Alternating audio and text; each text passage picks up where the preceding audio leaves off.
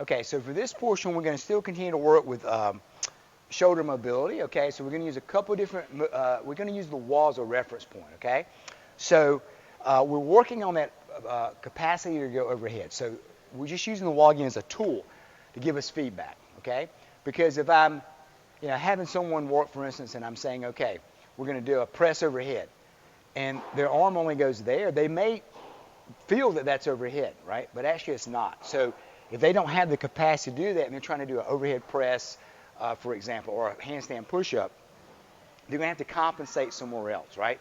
So a lot of times the compensation will be here. They compensate with their low back to get their arms overhead, and that's going to be a potential problem, right? Or they're just causing a lot of issues with the shoulder, forcing it into that position. Like the kipping pull-up is an example. We used to do a lot of kipping pull-ups. I used to do them myself. And one of the issues with that, if you're forcing yourself into that range using momentum and you don't have that true range, that can potentially be a problem for the elbow or the shoulder, okay? So this, again, is just using the wall as feedback to see how, if you're not able to gain that range of motion, it gives you a goal, more or less, okay? So to do that, we're just going to bring the arms up like 90 degrees. Here's a key component. We want to make sure that, again, the abs are engaged, so it's like you're pulling the belly in. Your back doesn't necessarily have to be pressed to the wall, but what we want to do when we reach back, we don't want to go into extension to try to get our arm back, okay? And then we can either keep a flat hand here or make a fist, okay? Because what we're looking to do is get the forearm to the wall, okay? And be able to keep the shoulders packed down at the same time. So the wall slide is a basic movement. If you notice here, Larry has her knees bent just a little bit. Perfect. It just allows her to keep her back in a better position. And we're just going to slide up the wall, okay, into the overhead position. So notice when she slides up, I like to think of, I'll kind of cue it as this. So we come down, looks like a W. When we go up, it looks like a Y. So when she's going up, she's not bringing her arms together.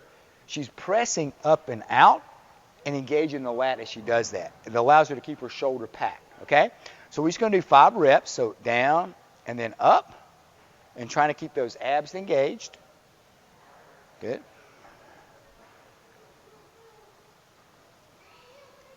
And notice she's looking straight ahead and her chin is tucked, okay? So one more, we're going to hold there. Now we're going to work similar to the way we did with the hips earlier. We're going to work rotation of the shoulder, okay? So again, the humerus, the arm bone, is going to rotate in the socket here, okay? So she's going to rotate down and up, okay? So same principle. She goes down, that's going to be the internal rotation. When she rotates up, that's going to be external, okay? What we don't want to do is bring the shoulder off the wall, okay? Especially when she goes down. She goes down and lifts her shoulders off the wall like this. She cheated the movement. So she really doesn't have that range. She's pulling her shoulders off the wall just to get her hands down, okay? So, and also when I do this, my elbow is going to stay right where it is. If this causes pain, you can make it easier by bringing the arms lower, okay? But we definitely don't want to bring the arms higher because now we're going to cause impingement in the shoulder joint. So you want to stay at this angle. That's kind of max angle. Okay, if you need to lower to get there, that's okay too. But here's kind of what we're shooting for. So we're going to do 10 of those. 1, 2, and she's pressing her elbow back into the wall the whole time, her tricep and elbow. 5, 6, 7, 8, 9, and 10. Now we're going to do isometric. So she's going to press her hands back, okay? And you can't see how hard she's working, but I can feel her arm shaking here. She's pushing hard into the wall. 5 more seconds. 4, 3, 2. Now she's going to do the opposite. She's going to go internal, making sure the shoulders stay back, pressing down. 10, 9, 8, 7, 6, 5, 4, 3, 2, 1. Back up. 1, 2. Make sure you stay out of the traps. Should be feeling the lats a little bit here too, but really big time the rotator cuff.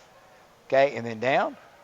1, 2, 3, 4, 5, 6, 7, 8, 9, 10. One more time. 2, 3, 4, 5, 6, 7, 8, 9, 10. And down.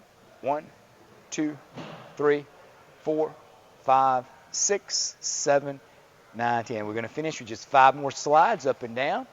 Try to breathe through it.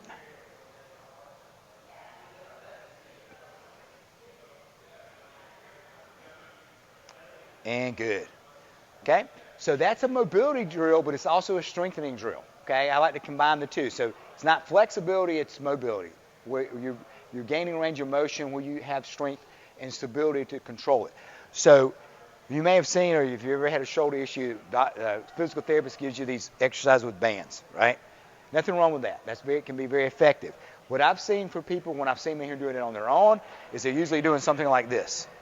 Okay? So now isolating the joint. So this, even though we're not using a band, okay, we're isometric contracting on both ends of the range of motion at our end range. Okay? So it's in range strengthening, which is typically where we're going to be weaker. Okay? So if you have a rotator cuff issue, shoulder issue is a great drill for building that and building, helping you maintain your shoulder health.